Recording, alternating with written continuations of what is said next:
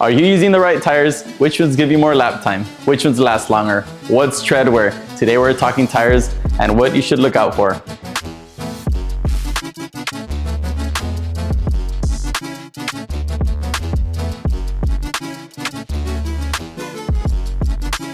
For a lot of us, track days are just about having fun and pounding out laps.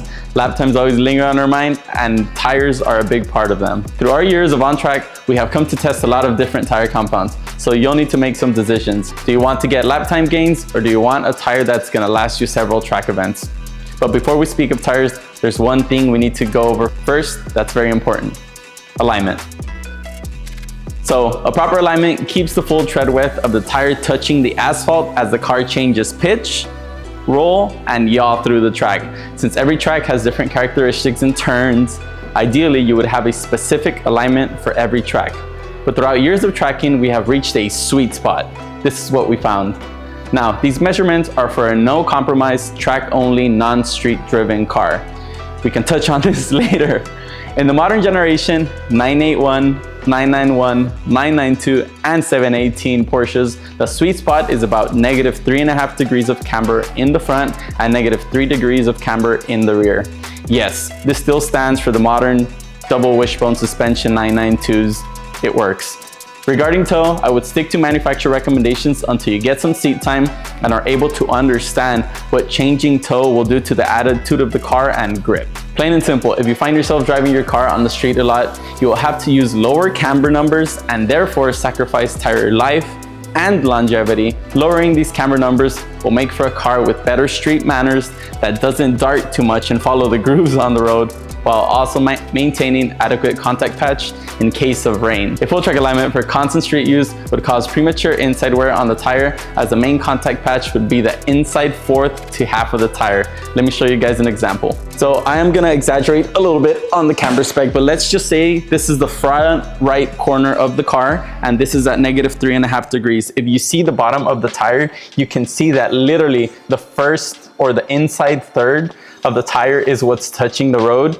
Now, like I said, this is a little bit exaggerated, but continuous street driving with the tire like this is gonna cause a lot of wear, and it's literally gonna tear up the inside of your tire versus your tire having full contact patch like this, just like the manufacturer delivers the car from factory. Wanna put this back over here? Put all the dirt front. So this tire was clearly driven by Alvin. Alvin or Brian, oh my God, nah, sorry Brian. Tires. Now for what you all came for, let's talk tires. One of the telltale signs of how long a tire will last and how it performs on track is tread wear. That number value can be found on the sidewalls of your tire or on the manufacturer website. Average tread wear ratings for track tires usually range from 40 to 300. The lower the reading means the tire compound is more pliable and soft. That tire is able to hug the road as the tire can grab onto the pores in the asphalt. The easiest way to visualize this is the scale where performance is on one side and longevity is on the other. The stickier the rubber, the more pliable, the less longevity you'll get out of that tire. If you look hard enough and are willing to try different compounds, you can definitely find some tires that do both well and feel like they are magical. A great example of tire wear will be watching your favorite NASCAR, F1, or IndyCar race. Sometimes you see rubber chunks on the track offline and away from the racing line. All that rubber was originally part of a tire. Some everyday cars can have as high a tread wear rating as 800, but I would avoid going to the track with anything higher than 300, hence the range I provided earlier.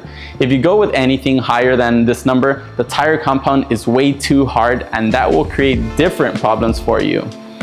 If you have a modern or upgraded braking system, you will now find yourself having too much brakes than tire. You will now begin to find that you are not able to stay out of ABS, as the capability of your braking system is far superior than the grip your tire can take. Modulation of the pedal will become very difficult, and remember that most of the lap time is made in the braking zones.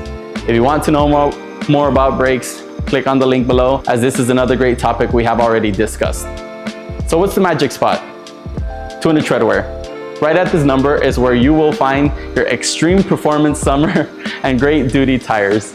These tires are grippy enough to produce the lap times and still carry longevity alongside grip. Tire manufacturers like Michelin, Bridgestone, Dunlop, Pirelli, Continental and even newcomers like Nankang all compete to see who can produce the best 200 treadwear tire. Tires that fall in this range that are very well known are the Sport Cup 2 from Michelin, RE71 RS from Bridgestone, Extreme Contact from Continental, amongst others like the Hankook RS4. These tires all perform incredibly well on track while having some longevity if driven day to day on the street. The price on these tires varies very much on the brand, and so does the longevity. We have had some of these tires last anywhere from 25 to 50 sessions at Coda on the upper end, track use only. Now we jump to hardcore, track only, built for lap time tires. These tires have very little compromises and one goal in mind: breaking records at the Nürburgring. These are your 40 to 100 treadwear tires. Some of these barely even have tread on them, as well as grooves. They have very little tread as they want the rubber that's on there to have the least deflection possible under load. The low number of grooves is for the same reason, but keeping them on the tire probably has to do with compliance with governing bodies and to allow some water to move through the tire in case of light rain. In some cases, these tires can punch out 1 or 2 laps at a 14-mile track like the Nürburgring and be completely toast and done. This is the case for the Michelin Cup 2 Rs. We have seen them last 2 to 4 sessions at Coda and be done and very undrivable. Tires in this range are usually very expensive and last very little on track. We have had success with making some of these tires last 25 plus sessions at Coda, and I will tell you why a little bit later. So which tire would I recommend to you? It would be anything in that 200 treadwear range. These tires will have enough grip to get you some fast lap times and allow you to drive back home and to dinner if need be. Tires in this range are great for driver development, as these tires will screech and talk to you as you're going around the track. A tire in this range will require you to be precise with your inputs on both throttle and brake pedals, as well as the steering wheel.